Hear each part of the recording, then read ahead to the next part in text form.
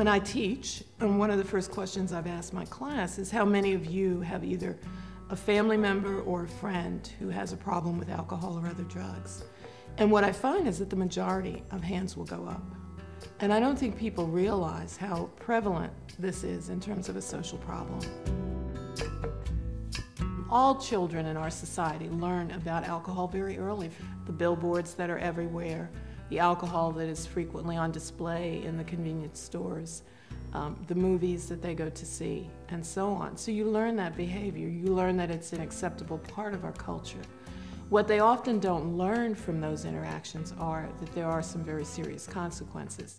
The use of alcohol has very wide-ranging effects. It's not just an individual problem, it's a problem for the family, it's a problem for society as a whole. There's a strong association between alcohol abuse and forms of child neglect, domestic violence, and other kinds of trauma that really lead to very poor outcomes in these individuals as adults. These experiences can lead to a shortened lifespan, can lead to a number of chronic diseases, can lead to higher rates of depression and psychiatric illness. So again, when we talk about an alcoholic family, we have to understand that it's just a small pebble in a pond and that the concentric circles that radiate out from that family can affect all of us. Alcoholism is generational, and many of the adults who now are alcoholic parents are also adult children of alcoholics. And it's a cycle that has to be broken. And it has to be broken at two levels. One, we have to intervene with that parent to ensure that they can reach sobriety and maintain it. And the other level is that we have to protect those children.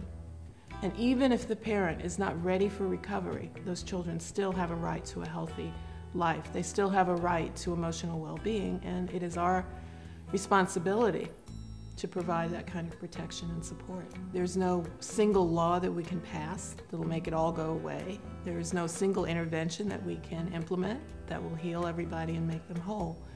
I think there are a number of things we need to do. First of all, we need to ensure that the gatekeepers for these children are well educated about the risks that the children face and the consequences of growing up in an alcoholic home. That these are children who may need extra attention. They may need special programs and extra support in order for them to be successful in school and to become successful as adults.